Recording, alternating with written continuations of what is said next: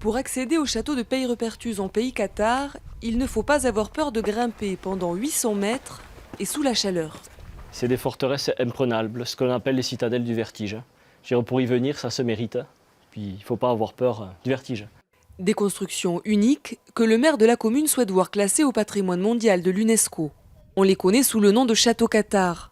Au XIIIe siècle, les cathares, des chrétiens dont les croyances sont jugées hérétiques par l'Église catholique, sont protégés par les seigneurs locaux. Ici, c'est Guillaume de Peillerepertuis qui les accueille et refuse de se soumettre à la couronne jusqu'au milieu du XIIIe siècle. Les cathares n'étaient pas des bâtisseurs, n'ont jamais rien construit. Ce sont des forteresses médiévales édifiées sur des anciens castrums qui appartenaient aux seigneurs occitans qui ont été conquis durant la croisade. Le roi Louis IX décide alors de fortifier ces châteaux, 7 au total, pour renforcer la frontière entre le royaume de France et celui d'Aragon.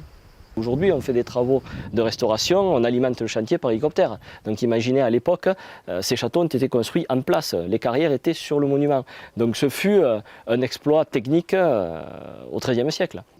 Une architecture directement inspirée de celle de la cité de Carcassonne, classée au patrimoine mondial de l'UNESCO en 1997.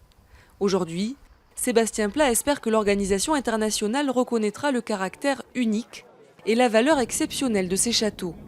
Les touristes en visite soutiennent l'initiative. Et si ça permet au site de perdurer dans le temps, oui, pourquoi pas. Et à celui-ci, il y en a d'autres aussi.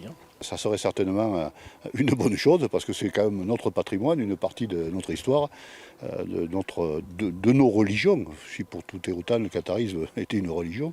Chaque année, les châteaux du pays cathare attirent presque 3 millions de touristes.